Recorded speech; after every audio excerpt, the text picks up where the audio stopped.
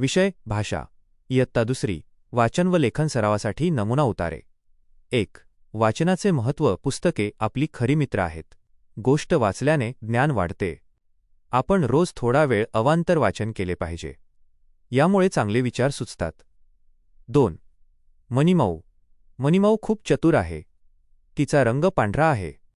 घरात उंदीर दिसताच ती दबा धरून बसते. तिला दूध आणि मासे खायला आवडतात. 3. पाणी हेच जीवन.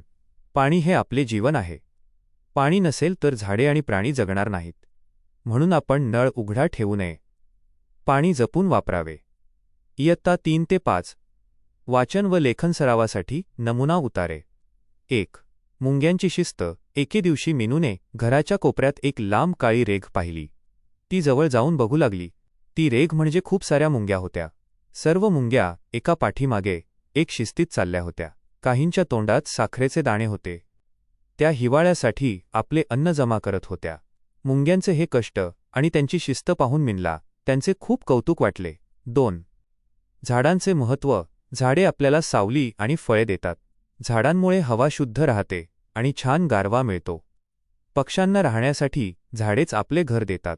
आपण सर्वांनी दरवर्षी किमान एक तरी झाड लावले पाहिजे आणि त्याचे मनापासून संगोपन केले पाहिजे. झाडे जगतील तरच आपली पृथ्वी सुंदर आणि सुरक्षित राहील. 3.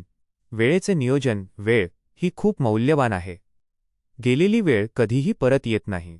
जे विद्यार्थी आपले प्रत्येक काम वेळेवर करतात ते जीवनात नेहमी यशस्वी होतात. अभ्यास करणे, खेळणे आणि झोपणे या सर्व गोष्टींची एक निश्चित वेळ असायला हवी. वेळेचा सुयोग्य वापर केल्याने आपल्याला नवीन गोष्टी शिकायला मिळतात. आळस सोडून वेळेचे नियोजन करणे हेच खऱ्या प्रगतीचे लक्षण आहे.